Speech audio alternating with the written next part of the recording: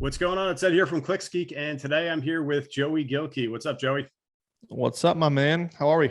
I'm doing good. So I first came across Joey. I caught one of his Facebook ads, probably going back 6 or 12 months ago, and he just retargeted to me to death. And then I finally picked up one of his sales management training programs and fell in love with how he taught and how he thinks about the sales agency, or I should say the agency world, and building sales teams within that. So today we've got Joey on the channel to talk agency sales, how to build and manage sales teams and grow your agency with some outbound sales, and then also how to cultivate inbound sales as well. So Joey, can you tell us a little bit about yourself and how you got into this world? Yeah, man. Cool. So I run a Sales Driven Agency is my main company. It's a fun company to run. We solve a really big problem specific to a niche, which is the agency space. And we're doing something that no one else is currently doing. I'm sure there's competitors out there that are trying to mount something, but I think we've kind of created a cool moat for ourselves, which is we're not a lead gen shop. That was my last company that I sold. I don't subscribe to we just put Band-Aids on bullet hole wounds, right? And so for me, Sales Driven Agency solves a very holistic problem, which is we build the entire sales operation for agencies.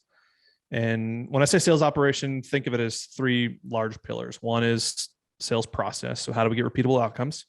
The next is sales enablement. What are the systems, the technology, the frameworks, the assets that we have that enable us to sell better?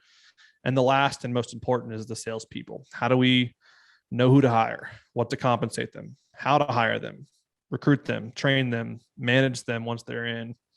And management is another framework of how do we lead, coach, and manage our salespeople to be successful. So that's what we do. We come in, we kind of picture us as a fractional VP of sales for about 3 to 6 months. Come in, build it out, get you up and running. We put you in the driver's seat, hand you the keys, and then you don't need us anymore. That's kind of our model. And so I built that model off the back of my career has been in sales management, revenue operations. I've been the VP of sales of an agency and back in my W-2 days, way back when. And so that's kind of what thrusted me into the agency space. And I fell in love with it ever since then. I just love agencies. I love creatives. I love strategists. I love technicians. And I just happen to bring a unique skill set to that space. So it's kind of a nice marrying of the two. I get to hang out with cool people and, they like me because I solve a big problem. Very cool. You mentioned one part that I wanted to go into in your pillars, and that was hiring the right people and how to compensate them. Yeah. One of the things I really like about your program is that you have a quiz you could put people through to help identify, based on what you're charging, what you should be compensating people. Can you kind of go through why that's such an important piece to this and what type of talent you can attract if you get that right? 100%. Yeah. So you're referencing, I built a sales compensation bot, which is funny because I get asked this all the time. People are like, okay, I now understand who I need to hire. I kind of get how I'm going to hire them, but I don't, compensation, I'm kind of shooting in the dark.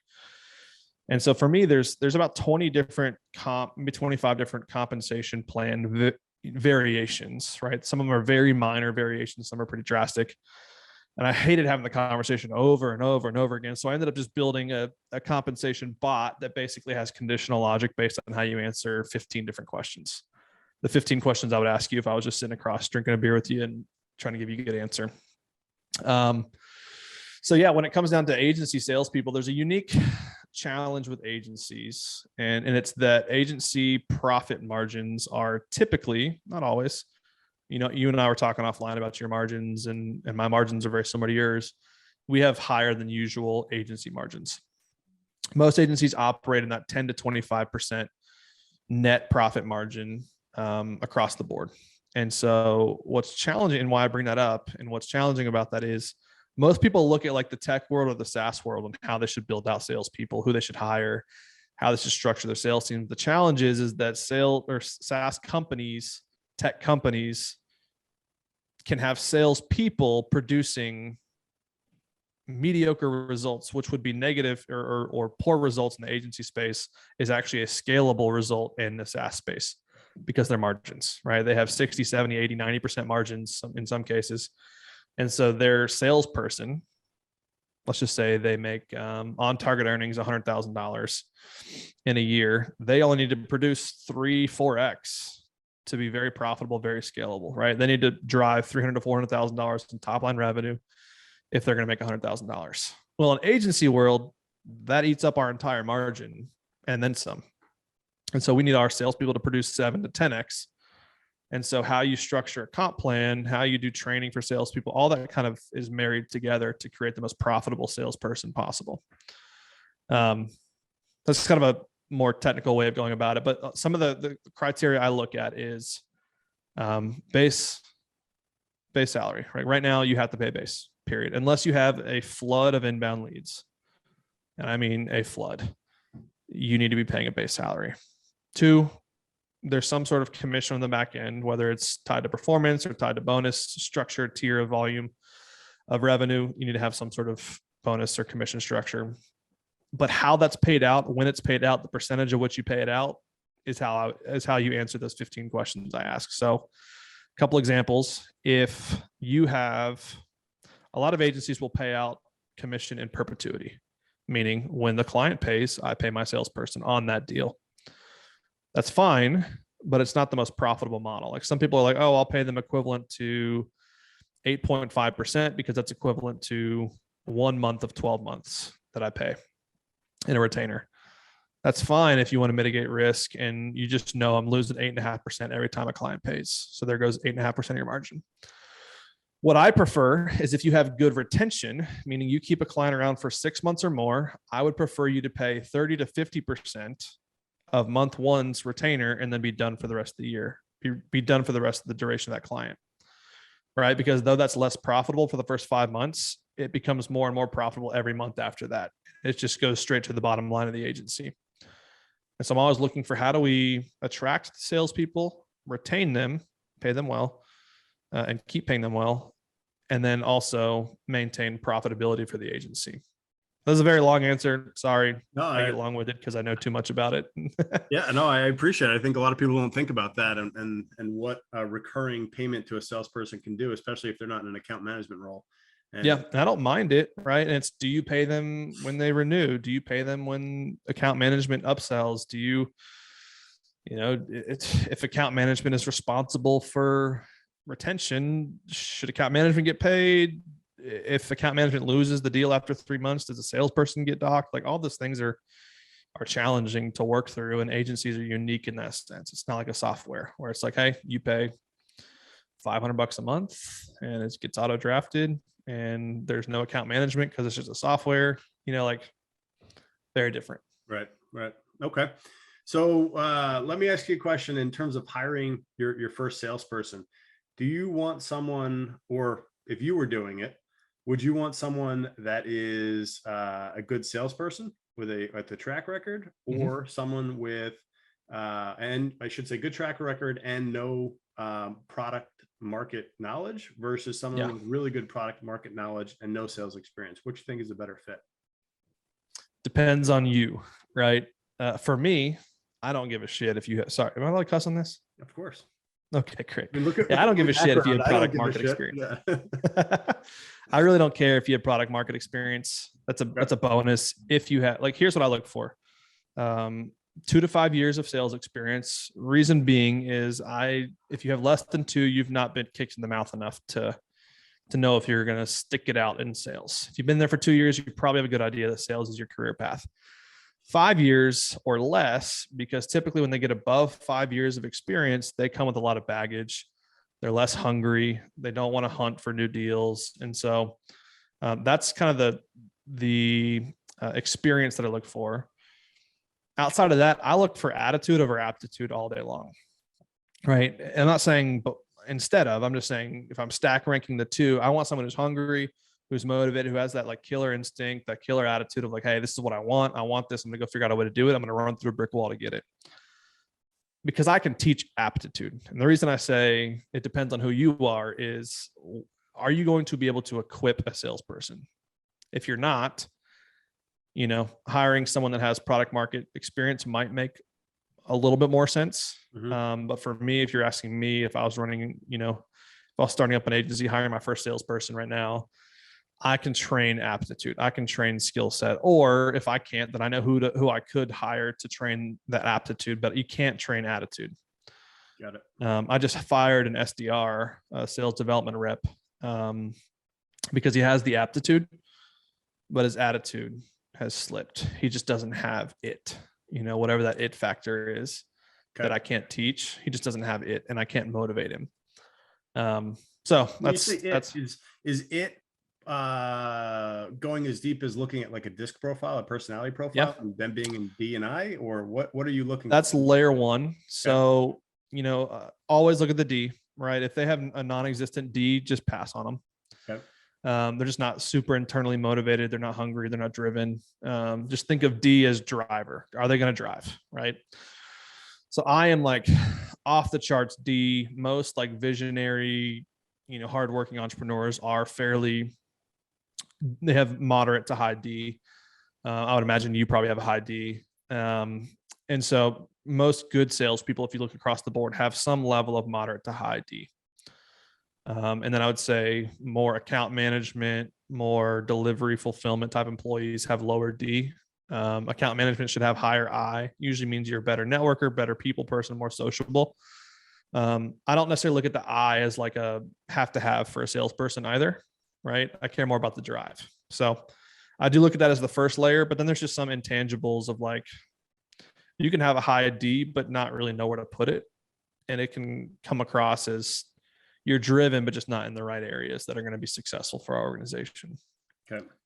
So yeah, I highly suggest there's a free tool you can use. I forget the exact, we use it for all of our clients. I think it's Human Trends. Okay. .co. Yep. It's a free sales specific disc assessment. Okay. All right. I'll try to dig that up and look and put a link in the description for that. Mm-hmm. Walk me through when someone should be hiring a salesperson. You've got a program called the Fire Yourself Playbook. Yeah. Walk me through when is the right time to actually get someone in that seat to put you more operating the business or managing rather than. It's a hard decision. I hate giving the answer of it. It depends on you, but it really does. I think because there's some founders, myself as a good example, I can sell up to probably 10 million in revenue and not have to replace myself with a closer or something like that. Now I don't, because the business requires other things from me. And we've talked about it offline. I've got other bigger things at play than just sales driven agency being an 8-figure company. That's one. But in terms of looking at the full picture for me, I have the ability and the desire, right? I enjoy selling and I'm very good at it. And I have a whole career in selling, for over a decade. And so it makes sense for me to stay in that seat depending on my goals. And so it's a couple things. One is dependent on you, right? What is your skill set? What's your experience? What's your ability? And then two, it's dependent on what you want. Like, do you want to be in sales? Do you enjoy selling? Do you enjoy closing? Do you enjoy cultivating relationships? Do you enjoy doing follow-up? Do you enjoy all the things, the CRM management, all those kind of things? And so I actually have a video somewhere on YouTube. I forget what it's called, but it's basically like something about type in Joey Gilkey evolution of sales team or something like that. And there's different layers to this, right? There's founder-based sellers, which are what it sounds like. It's the founder responsible for generating leads, closing leads. There's the enabled founder-based seller, which is picture you have an assistant, a sales assistant that takes a lot of like the grunt work, non-revenue generating activities off your plate. They can maybe do a little bit of like cold emailing for you and stuff like that. But it takes some stuff off your plate, but you're still the main founder seller, which is where I started, right? Because again, I loved selling and I just needed a little bit of help at first. Then there's the SDR or lead generation enabled founder seller. So that's where you either hire a lead gen company. Don't suggest it. I don't love hiring an outbound sales agency. And I can say that because my last company that I sold was one of those. Most agencies don't have the ability to support it. Or you have SDR, sales development reps, which all they do is appointments set for you. So that's basically all the founder-based seller stuff. And then there's more of the actual sales team. So that's the full cycle salesperson. You go out and hire someone who opens deals and closes them. They act like a founder-based seller, but they have 40 hours a week they can give to it. They're a full stack salesperson. Then there's the enabled full stack salesperson. Then there's the SDR, opens the deals, and account executive who closes the deal. So there's all these different models, right? And it really comes down to what are your goals, what's your revenue at, et cetera. That said, I'll give you a very easy answer. One, if you're not built for sales, I'd rather you hire sales sooner and then you focus on delivery and fulfillment. But two, I would say you're probably not ready for a salesperson unless you have 250,000 or more in revenue. Mostly because I think you need to focus on product market fit. I think it's product market fit until 250 to 500,000. Then it's let's grow it, right? But I think you got to prove it to yourself that the market wants what you have, and you've crafted an offer that a salesperson could then pick that baton up and go sell. Okay. What's the best book for someone in that 250K range to learn to sell more effectively? What's your favorite book? What's the what? What's your favorite book for someone to learn how to sell at that company size? Like to get to that point? Yep. Themselves. Yeah, I would say one, there's two parts. There is generating the opportunity. I look at growth in three silos. There's pipeline, which is how do we generate opportunities and leads? That's our pipeline. There's win rate, which is of those leads and opportunities that we create, how many, at what rate do we close them? 10% close rate, 50% close rate. Do we grow through referrals mostly and have a 50 to 70% close rate? Do we grow through outbound, which has a 10 to 25% close rate? Do we go through inbound, which is 15 to 40% close rate, right? All those things go into it, but nonetheless, it's pipeline, leads, win rate, how many do we close, and client value, what do we charge? And so I would be focusing on all three of those categories. As it relates to sales, lead generation, if you're looking straight up at outbound sales, Fanatical Prospecting by Jeb Blount, Blount, Fanatical Prospecting is a great book to kind of get your wheels turning on how can I go out and generate outbound sales opportunities. Very easy.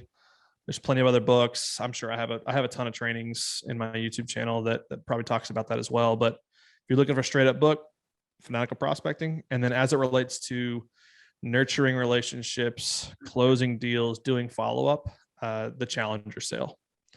Okay. Forget the author of that. I'm sure if you said it, I'd remember, but the Challenger Sale, it's a red cover.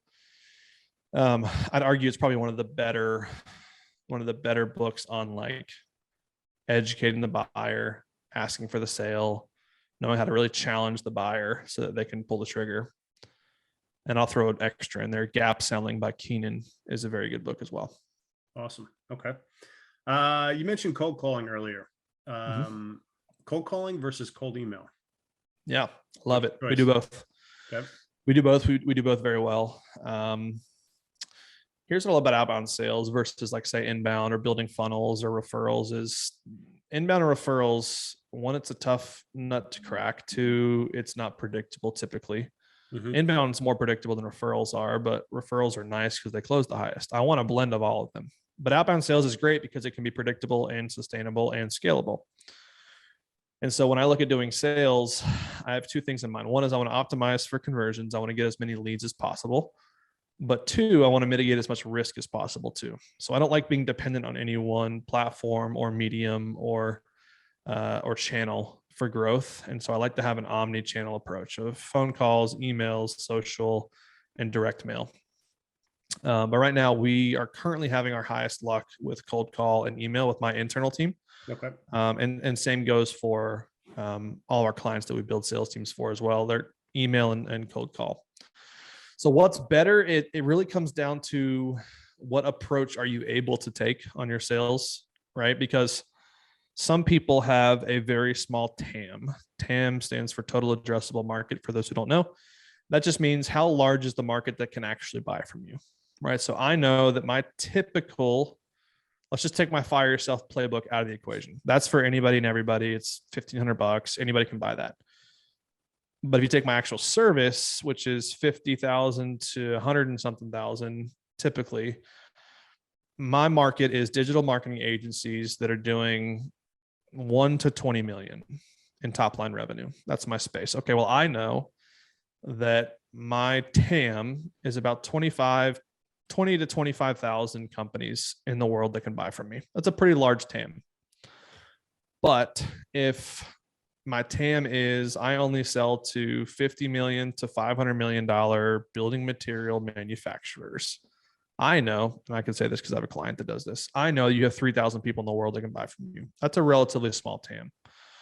And so the approach you take has to be different than mine, where I'm not going to exhaust my market very quickly. So I can do a more high volume approach, which means I can make 100 dials a day. I can send 50 emails a day, and I can do that every single day and never run out. Right. And so that's what you have to know is, one is how high ticket are you? Two, how small is your TAM or big? And so if you have a pretty large TAM, cold calls and emails and social and all that kind of stuff is great to combine at higher volumes. If you have also, I hate talking this much, so sorry, but there's just so much up here. I'm trying to get out to the world. But then, if you have a smaller TAM, then you got to take a more sniper-like approach to sales. And so you're not going to make 100 dials a day. You're not going to shoot 50 emails a day. You're going to try to have more high converting, super personalized, very thoughtful one-to-one sales approach than 100 dials a day, 50 emails that are relatively templatized, that are just optimizing each A/B testing to get higher conversions. So that's your approach. Back to your question, calls versus emails. I love them both. If you have access to solid data from a phone numbers perspective, it's clockwork, man. For us, we have here's what we measure. We measure dials per day. Mm-hmm. CWIPs. CWIP stands for conversation with prospects. So if my SDR calls 100 prospects a day, their CWIP, conversation with prospect, is how many times they actually converse with the actual prospect, right? So they don't get hung up on, they don't get stuck with a gatekeeper. It's not bad data. And you're looking for a 4 to 10% CWIP. So I know that for every 100 calls, my sales team right now is going to average 8 conversations with the prospect per day. And that's clockwork.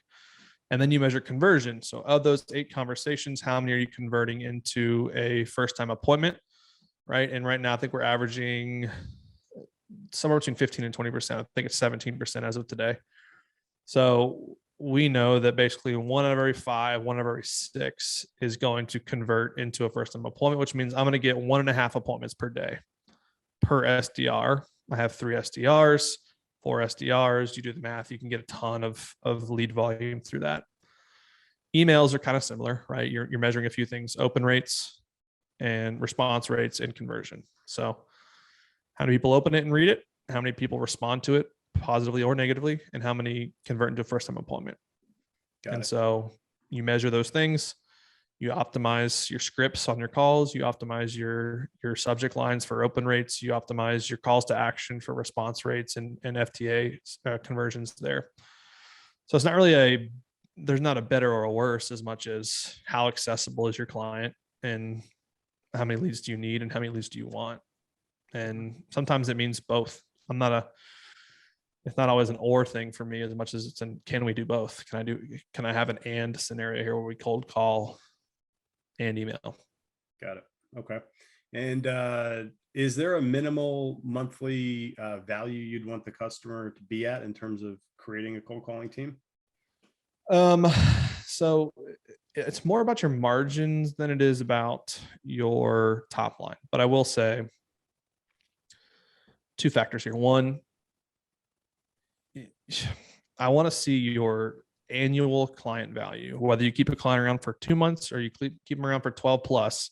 Your annual client value, I would argue, needs to be north of 10,000, probably more like 15,000. So $1,000 a month retainer is probably where your minimum is. Now, I say if you have an extremely productized service and you have a $750 ad management fee or something like that, but your margins are 60%, well, that's different, right? You have the margins to have a sales team. But if you have really low margins and low revenue per client, you're kind of up shit creek a little bit. You probably need to change your pricing model a little bit. Got it. That makes sense. Okay. Talk to me about direct mail. You mentioned that you Yeah. threw that in there. We send a lot of direct mail. I'm a big fan. What's your take on direct mail? How do you do it? Yeah, there's different kinds. There's the mass volume. Everyone gets the same thing. Mm-hmm. That's your straight up typical mail, letterhead, postcard, whatever. There's three different types really. There's that, which is standardized direct mail, just keeping your name in front of them. Maybe you'll get some conversions off it, but it's gonna be pretty low, higher volume. And then you've got lumpy mail, which you've probably heard that terminology, which is just what is something that can stand out. It can be a gag, it can be an inside joke, or it could just be something that's really clever. I'll give you an example of a gag. One would be I go to Home Depot and I buy 100 railroad tied steaks, right? Those big old 9-inch nail looking things. Yep. Wrap it in bubble wrap, throw it in a FedEx sign for package so that they have to sign for it. And it's got some meat to it. So they're going to want to open it and see what's inside. You attach a note to it that says, hey, been trying to get a hold of you, just trying to nail, all caps nail, super cheesy, down a time with you. All right. That's a gag gift that just kind of cuts the noise and gets their attention. A campaign that we've done, we've talked a lot about, we talk about firing yourself, right? Like getting fired from sales, firing yourself from sales so you can go do other stuff in your business. That's why the Fire Yourself Playbook exists. But that's what our service does too, right? Like we build sales teams so that the founder and CEO can go be a founder and CEO and not have to sell. So a campaign that we ran was, I don't know if back in the day, corporate, if you ever got fired from a corporate job or whatever, do you remember what you're given when you're terminated? I haven't been fired, so I don't know. Most people, yeah. So most people, it's a pink slip termination letter, right? Yep. That's what they used to do back in the day. Now it's more corporate HR, all this crap. But yep. Everyone, for the most part, if you see one of those, you know what it is, even if it's not your era. And so we sent a termination letter with their name on it, with, Ed, hey, sorry, you've been fired from this role, salesperson, effective on this date, blah blah blah blah. You're fired. And we write a little yellow sticky note, stick it to it. Also, if you've watched any of those movies where like there's mass firings on Wall Street, you see people walking out of their office with those little banker boxes with all their shit in it, and they've got their frames of their family in there, and it's real sad. And so a campaign we did was we sent them a banker box that was completely empty, except for inside it had this pink termination slip. It just had their name on it, said you're fired, had you're fired and my phone number and my email on it, and say, we want to help you make this transition out of sales. Email me or call me or whatever. So that's an example of like a lumpy mail, more clever, not a gag, but more clever. It's along a theme of a campaign. Mm-hmm. And then the top level of direct mail is giftology. There's a great book by John Ruhlin called Giftology. And it's more about creating something that's very one-to-one, unique and special gifting strategy to get their attention and build trust. So it could be something. We did a campaign where we found that this person collected vintage lunch boxes of all things.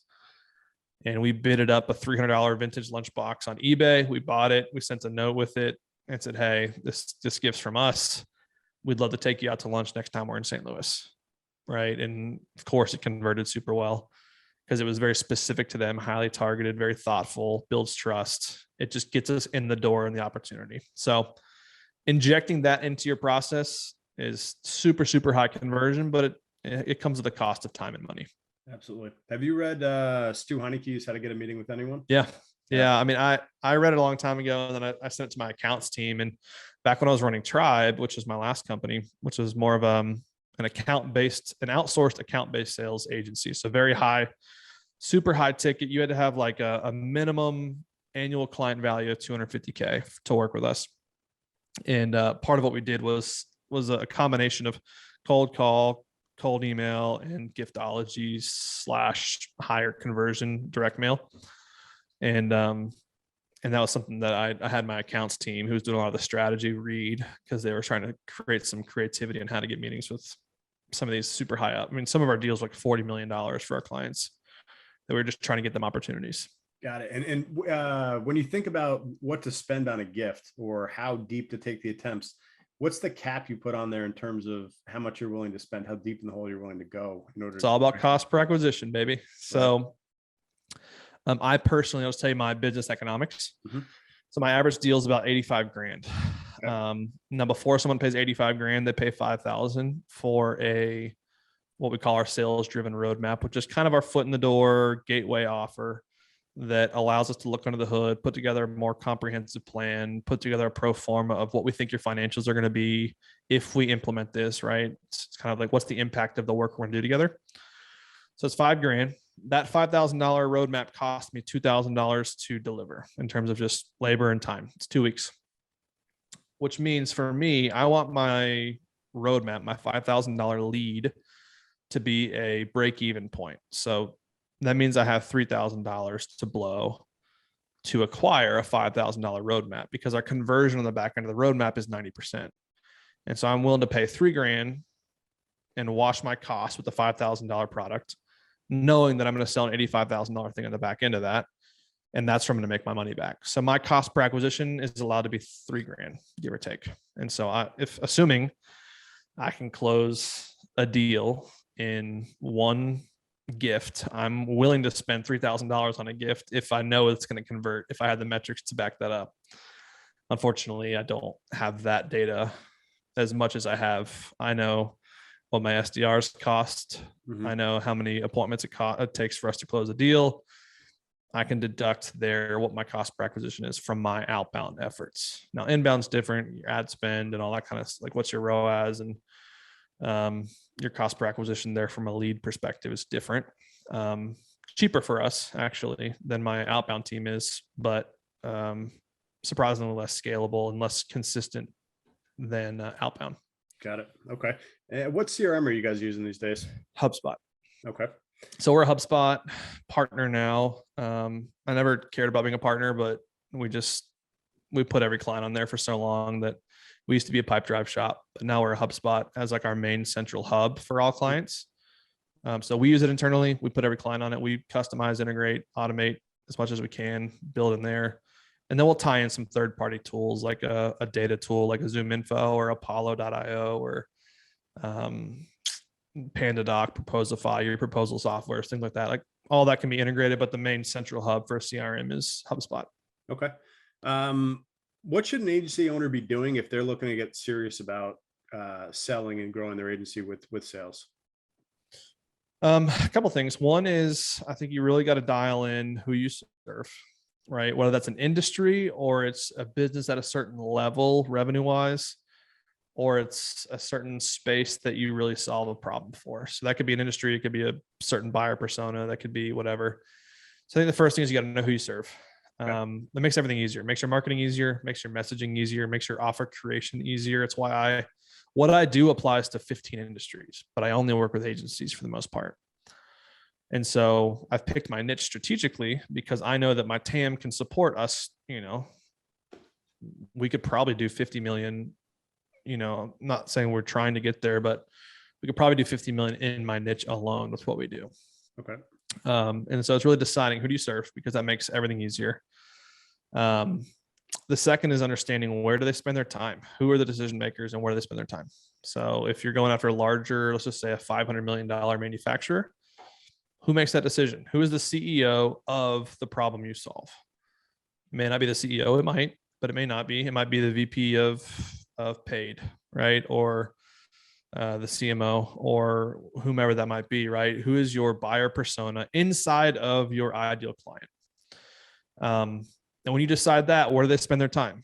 Is phone a good place? Is email a good place? I would always argue phone and email should be a part of your sales campaign, more than likely. And then are they on social? If they're on social, is it LinkedIn? Are they on more like social platforms like Facebook, Instagram, Twitter? Can you hit them in the DMs there and get conversions? And then direct mail. Are they in an office? Is their company completely remote, therefore making giftology a little more challenging? It's hard to get someone's personal address unless they have some sort of forwarding service from like their old headquarters.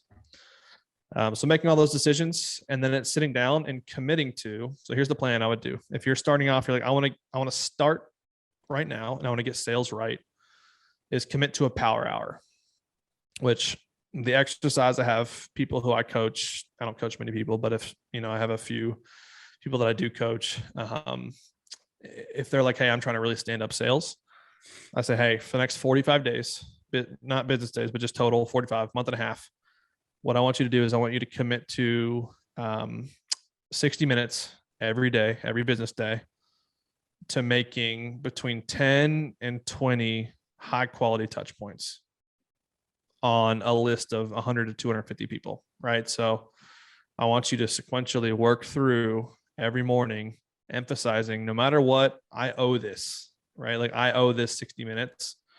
And you do that for 45 days and you're going to have a full pipeline. You're going to have opportunities. And then you can have decisions after that. You close deals, you reinvest it in a salesperson. You decide, hey, maybe I'll do power 2 hours and I'm going to double all this, because I see the value in it. And then it's like, oh, maybe I'll do power 4 hours and I'm going to add an assistant to this and I can get, 1.5 times the output. Right. And so that's what I'd say. Start with 60 minutes, commit to 2 to 3 platforms, whether it be phone, email, social, or direct. And I want you to every single morning, I say morning because I want you to do the hardest thing first and get it over with. I want you to make 10 to 20 touch points on your buyer persona in your ideal market for the next 45 days and come back to me. We can get cute after that, but I want you to get muscle memory, and I want you to prove to yourself that anybody can get opportunities going. Okay, cool. Talk to me about the Fire Yourself Playbook. Walk me through what that is. Yeah. So when it comes to salespeople, that third pillar, there's 3 main components, in my opinion, that go into really having successful salespeople, getting yourself out of sales. One is the hiring and preparation for a salesperson. So preparing for them to come in, setting them up for success, building out the framework for them to be successful, knowing who to actually go after and where to go after them. So there's the hiring portion, there's the training portion, and there's the managing portion. Those are the 3 things we're going to talk about in the playbook. So hiring is everything from who's our ideal candidate, what are we going to pay them, when they come on, how are they going to be onboarded, where are we going to find them, how do we build out a hiring funnel, right? So inside of there, I've got a 5-step hiring funnel. Here's how you build out. Here's the tech we use. Here's the things that we do. Here's the emails that we send to our candidates. Here's how we vet 85% of the candidates out without ever having to get on a call with them. Here's how we drive here's how many candidates you should be looking to get in, right? So that's the hiring portion. The training portion is product market training, right? Like putting together training on your product or service in your market and how they relate to each other. That's what they're going to be selling. And so you got to create training for that. Create an environment where they can be successful, give them train tracks, guardrails, et cetera, to run on. And then the last is managing, which is, okay, great. Now that we know who to hire, what to pay them, how to hire them, we've got them set up for success. We've onboarded them. We've created some training for them. We've got a little lightweight tech stack built out for them. How do we actually lead them, coach them, and manage them to success? 3 different characteristics that a good sales leader possesses is 1, leadership. How do I set the direction, the North Star? How do I motivate them? How do I get them pointed towards the direction of our company goals? Manage them. How do I keep them accountable to the numbers, right? Quantitative and qualitative data. What dashboards do I need to build? What reports do I need to have? How do I analyze those things? How do I hold meetings and what reviews do I do? And all that stuff's laid out for you. And the last part is coaching. How do you talk to the individual one-on-one? How do you care about them as a person? How do you help them hit their goals? How do you make their skill set better? How do you train them? Those kind of things. And so the Fire Yourself Playbook is those 3 elements. We walk you through all those different things: who to hire, how to pay them, how to find them, how to hire them and start, how to train them, and then how to manage them, what dashboards to build. We have a bunch of downloads, and hey, here's our internal database. Just copy it, literally hit duplicate, and it's yours inside of Airtable. Here's a dashboard you should build inside of HubSpot if you use HubSpot or any CRM. And so for $14.97, it's a cute number. It's $1,500. We had that available for people to kind of try to do it yourself, right? Cool. Not everybody can pay me $85,000. And I get that. If you had to guess, what do you think my favorite one of the downloads is in terms of the KPI dashboards? Either the daily shutdown scorecard in Airtable, or was that it? Yep. Yeah, it's dope. Yeah. It's one of the most powerful tools out of anything I've ever built, it's probably the best sales leadership, sales management tool I've ever created. Yeah. And just to give people some context, your whole premise, or my understanding of the premise behind it is that you're looking to catch that demotivation trend before it actually happens. So you can kind of keep them in the game. Because all of a sudden people become cold overnight. It's a trend that happens. And if, with this tool, you can catch it before it's so helpful, man, because there's lead indicators and there's lag indicators. Lag indicators are how much revenue do we close? What's our close rate, right? They're an indicator of something that led to this indicator, right? So it's lag behaviors. Things happen that led to this indicator. Whereas a lead indicator is an indicator saying something is coming.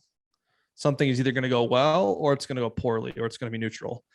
And so what the daily shutdown scorecard does, it does a little bit of both, but it's really an emphasis on the lead indicators, right? Dashboards and reports inside of HubSpot or your CRM are very easy to build out and have that, but it's hard to identify when is a salesperson going to go into a slump, right?